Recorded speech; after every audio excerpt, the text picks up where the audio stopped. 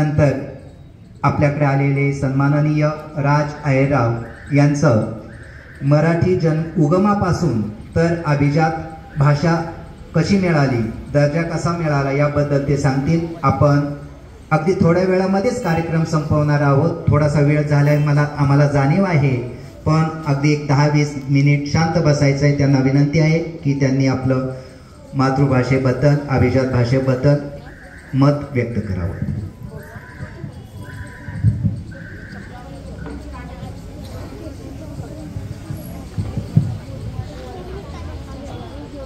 आदरणीय या शाळेच्या मुख्याध्यापिका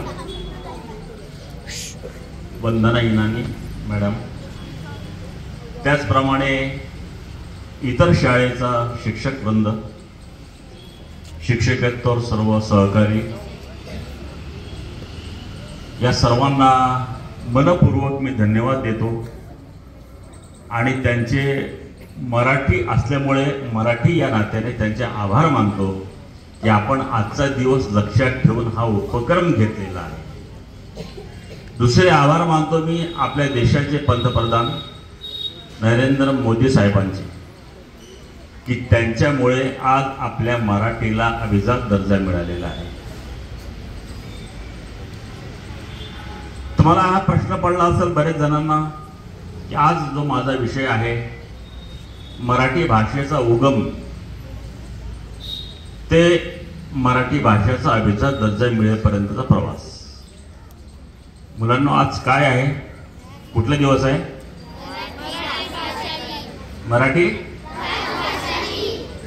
मराठी भाषा दिन आज नाही आहे. आज आहे मराठी भाषा गौरव दिन. लक्षात घ्या, मराठी भाषा गौरव दिन म्हणजेच ज्येष्ठ साहित्यिक, नाटककार, कथाकार वामन शिरवाळकर साहेब म्हणजेच कुसुमाग्रज यांचा जन्मदिवस. विष्णू वामन कुसुमाग्रज जन्मदिवस. त्यांच्या जन्मदिवसाच्या प्रित्यर्थ आपण साजरा करतो मराठी भाषा गौरव दिन. आणि 1 मे 1960 या दिवशी आपला महाराष्ट्र स्वतंत्र झाला, त्याला मराठीचा दर्जा मिळाला. त्यामुळे 1 मेला साजरा करतो मराठी भाषा दिन. लक्षात, आज काय आहे? मराठी भाषा गौरव दिन. शाबास. आता मराठी भाषा कुठून आली?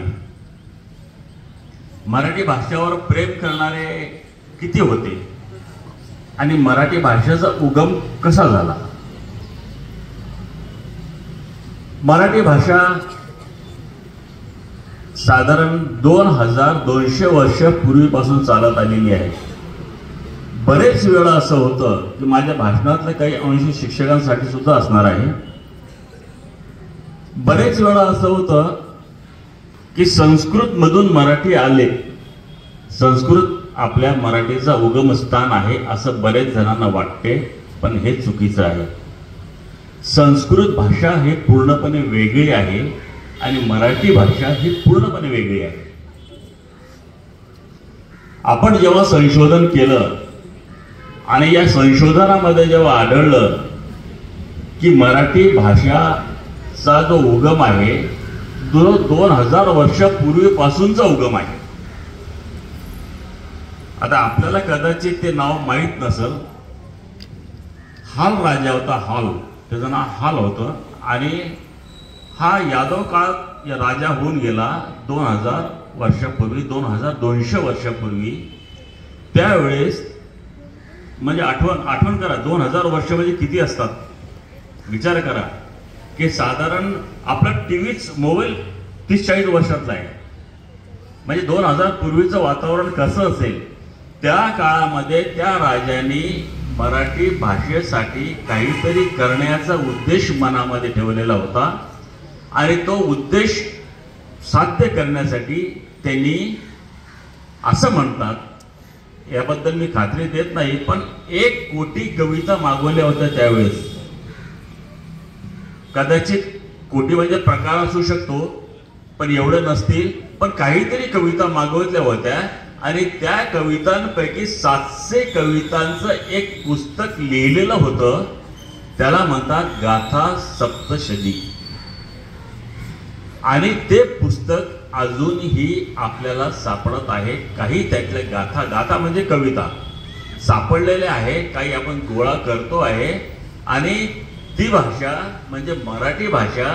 मराठी भाषा म्हणजे प्राकृत बोली भाषा. आपली मराठी भाषा यासाठी श्रेष्ठ आहे की आपल्या भाषेमध्ये, आपल्या महाराष्ट्रामध्ये 52 प्रकारची भाषा बोलली जाते. किती? 52. आणि प्रत्येक भाषा ही ऐकण्यासाठी खूप गोड आहे. विदर्भातून कोण आले? विदर्भाचं कोणी आहे इथे? शाबास. जळगाव, कोकण, सातारा, सांगली, औरंगाबाद, धुळे, या सगळ्या भाषा इतक्या गोड आहे.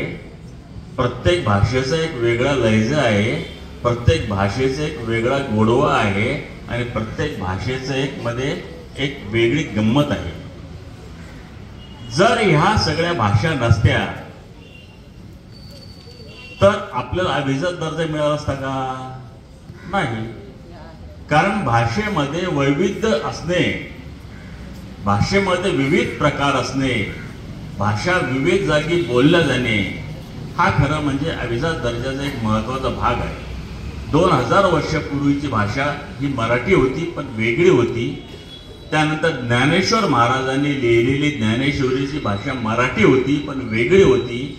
नंतर तुकोबांनी लिहिलेली गाथा त्याची भाषा वेगळी होती पण मराठी होती. मराठी भाषा 12 कोसावर बदलत जाते, त्याप्रमाणे मराठी भाषा बदलत गेलेली आहे. आणि बदलली तरी मराठी भाषेचा मूळ या मराठी भाषेने सोडलेला नाही. जेवढे स्वर आहे, जेवढे व्यंजन आहे, तेवढेच पूर्वीपासून आतापर्यंत चालत आलेले आहे. म्हणून ही भाषा एक ऐतिहासिक भाषा म्हणून त्याचा दर्जा मिळालेला आहे. या भाषेमध्ये अनेक गोष्टी तिथे आलेल्या आहे. कधी कधी काळाप्रमाणे, गावाप्रमाणे बदल झालेला आहे. विदर्भाची भाषा वेगळी असेल, कोकणाची भाषा वेगळी असेल, किंवा मराठवाड्याची भाषा वेगळी असेल, खानदेशची भाषा वेगळी असेल. मात्र ती भाषा एक सुंदर भाषा आहे. आणि हे भाषेचं 52 भाषांचे 52 फुलांचा हा पुष्पगुच्छ आपण आपल्या मराठी मातेसाठी अर्पण करतो आणि मराठी भाषा जगवतो. ज्यांना असं वाटत असेल की आपल्या भाषेवर कोणीतरी दुसरं हसतोय तर त्यांना स्पष्ट सांगा. बरेच असं होते बरं का मुलांनो. तुम्ही जर एखादी भाषा बोलली, एखादी विदर्भाच्या मुलाने जर विदर्भाची भाषा बोलली तर पुण्यात राहणारा मुलगा म्हणतो, अरे तुझी काय ही भाषा आहे काय? हे काय योग्य वाटते का असं बोलणं? मला, मले, तुले वगैरे. तर त्याला सांगायचं की ही विदर्भाची बोली भाषा आहे आणि बोली भाषा आहे म्हणून आज अभिजात दर्जा मिळालेला आहे. फक्त प्रमाण भाषा जर असती, सदाशिव पेठची जर भाषा आपल्याकडे सुरुवातीपासून शेवटपर्यंत असती तर आपल्याला अभिजात दर्जा मिळाला नसता. जेवढे काही टीव्ही मध्ये सिरियल चालतात, की जेवढे पिक्चर हिट होतात, त्यांना सुद्धा वाटते की आपल्याला वेगवेगळ्या जागेची भाषा पिक्चर मध्ये जर टाकली, नाटकात टाकली तर ते नाटक आणि पिक्चर हिट होऊ शकते. म्हणून एक बघा आता कशी गंमत असते. मराठीमध्ये, महाराष्ट्रामध्ये जर एखादा हिंदी पिक्चर हिट करायचं असतं तर तुम्हाला एक डायलॉग टाकावा लागतो. कुठला डायलॉग असतो आठवते का? डोक्याला हात लावून कुठलं डायलॉग म्हणतात?